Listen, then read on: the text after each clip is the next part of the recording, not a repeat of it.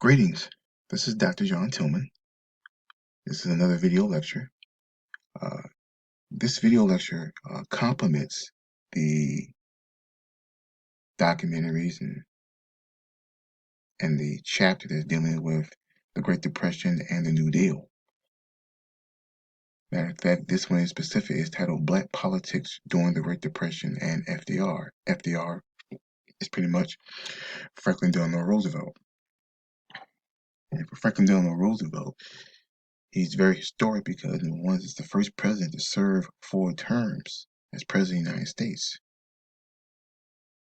Throughout the Great Depression and the beginning of World War II, he is the longest serving president of the United States.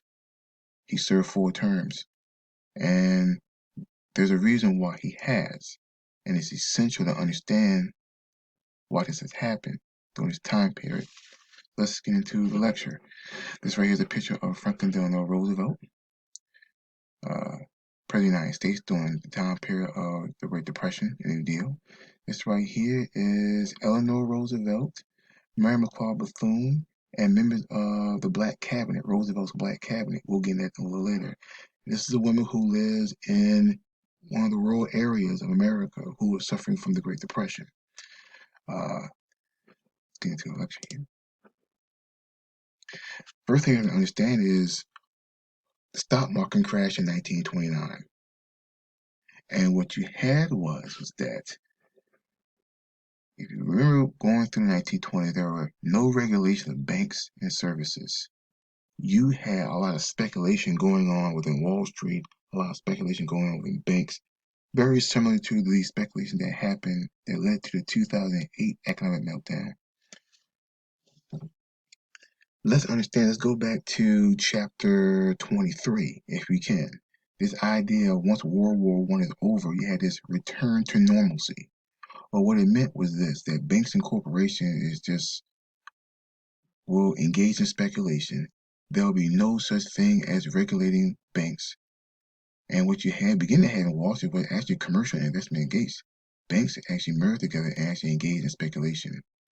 Now, America is very pro-business, and they elected 3 Republican presidents who were very pro-business: Warren G. Harding, Calvin Coolidge, and Herbert Hoover. And during their 3 administrations, you had a man by the name of Andrew Mellon. This picture on the bottom right here. Andrew Mellon served as the Department of Treasury and served as one of the most powerful men in the United States. And you begin to see corporations, banks, oil companies engage in a lot of speculation.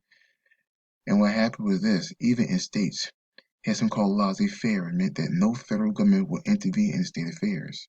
Meaning this is that we will not intervene when corporations engage in speculations, and when there's issues of poverty, don't look for the state to intervene into state affairs. Let the states handle it. The idea of the ability to engage in speculation, the ability not to create regulation among banks and poverty and laissez-faire, led to the creation of the Great Depression and how widespread it was. Here's some other pictures, like life during the Depression. You literally had men out of work, women out of work, children could not go to school, everyone was out of work. People actually lost their homes. They actually built Hoovervilles. Some of them built it near Washington, D.C. to protest the fact that they don't have a home. People felt that they had a right to a job, they had a right to a home as American people. You had these right here as the bonus army expeditionary movement. These are ex-World War I veterans who wanted their pensions because whoever took their pensions.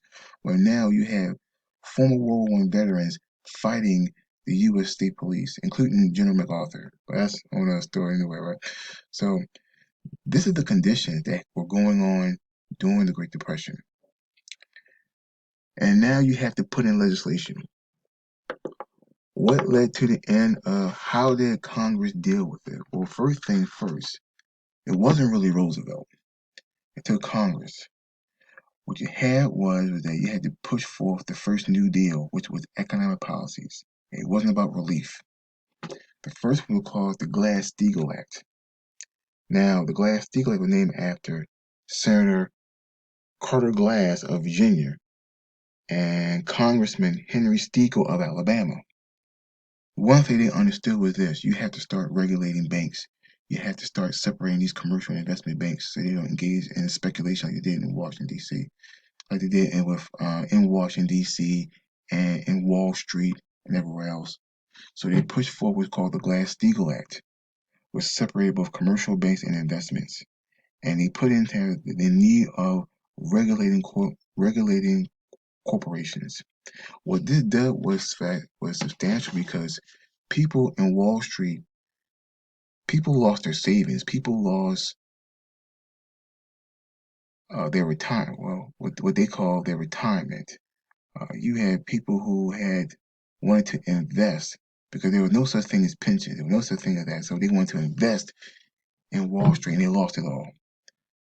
And because of that, if you put in Glass-Steagall Act, you can actually regulate corporations, regulate banks, so you can actually keep your pensions.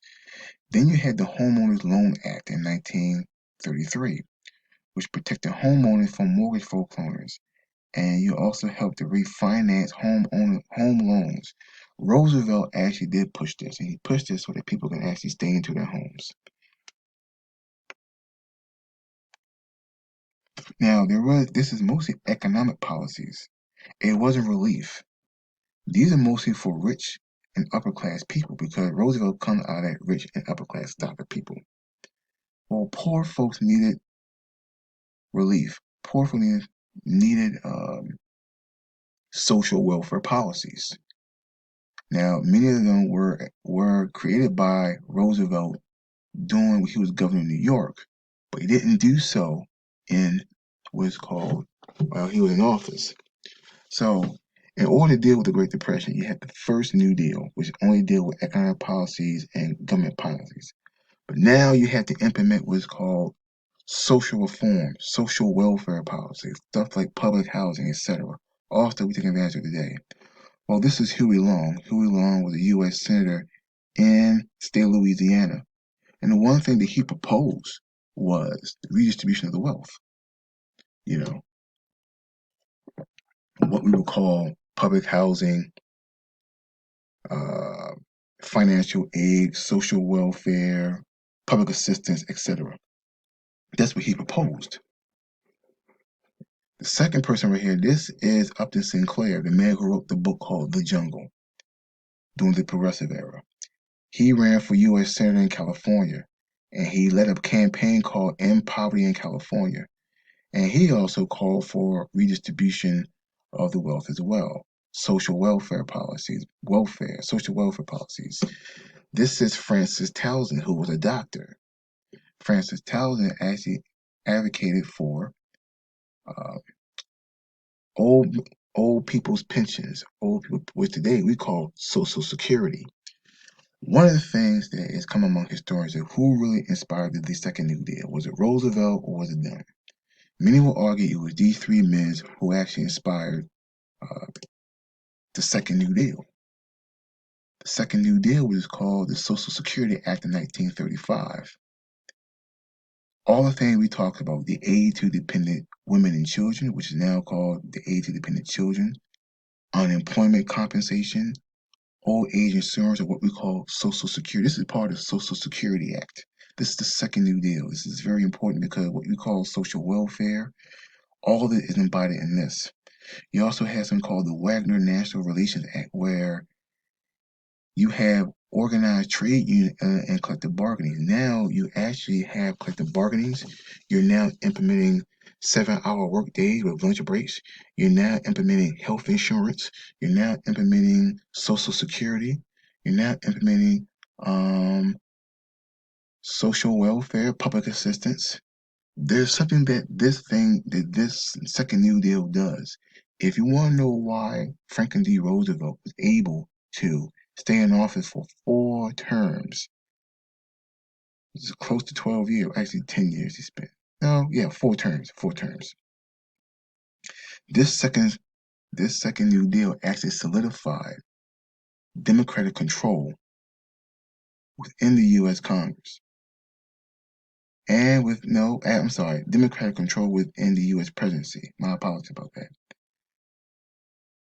It created a coalition among women, white women, black voters, black male voters, no, black men and women voters outside the South because they couldn't vote in the South, labor unions, and many white Southerners. Here's how.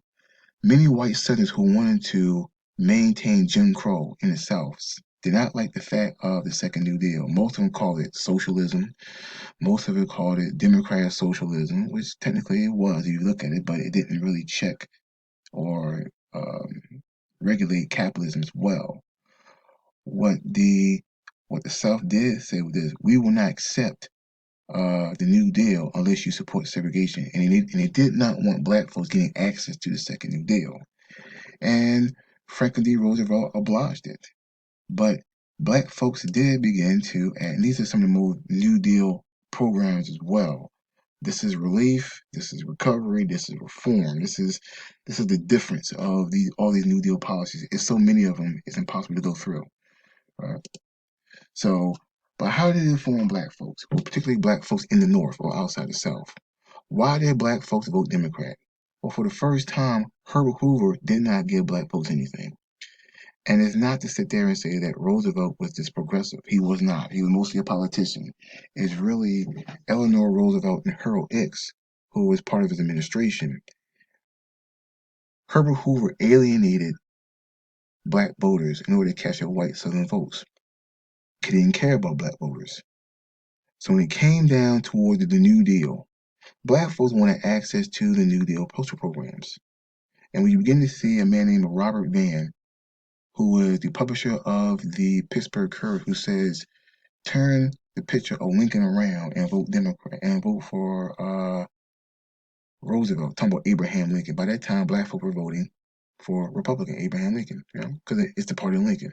Well, now they're voting Democrat because they want access to the New Deal social programs. Now, it doesn't mean they're going to get it, but they literally had been fed up with President Hoover taking advantage of their vote and say, we're just going to switch parties. This was historic because before then, one of the congressmen was Oscar the Priest, who was Republican, was defeated by a Democrat by the name of Arthur W. Miller. That was important. That told you right there that black folks began to vote Democrat. Now, not all black people voted Democrat during the time period. Black folks will not vote Democrat in majority until 1964. I will get in that one into next week's lecture. But this is the reason why the Roosevelt Coalition is very important, because you begin to see this shift, large shift of black folks voting Democrat.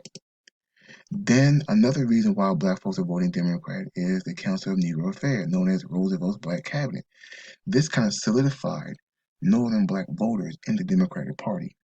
It was chaired by Mary McLeod Bethune, Robert Weaver. Robert Weaver is the bear brother right here, who in 1964 was the first African American to serve as in a cabinet position under President Lyndon Baines Johnson as Secretary of Department of Housing and Urban Development. And what you really begin to see is the emergence of the federal government employment of black professionals as advisors on the New Deal. How do you, and mostly to win the black vote, you begin to see the federal government become desegregated for the first time since Woodrow Wilson. And again, they're creating policies, but it's not like they're going to act out on these policies. However, what you really begin to see is black folks, black political leadership for the first time. Now, nothing really comes out of it, the New Deal for black folks. Yes, black folks get some things, but not all. You get access to public housing, but it's segregated. The New Deal becomes a raw deal for many black folks. Why? Because the Agricultural Adjustment Act has been barred from black folks, particularly from Southern farmers, black farmers. Sharecroppers and domestics could not get access to the New Deal.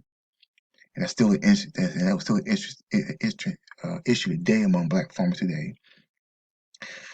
The Homeowners Act actually created low interest and long-term mortgages for white folks to move into the suburbs, but black folks were actually could not live in the suburbs. They were actually segregated. Matter of fact, the home ownership.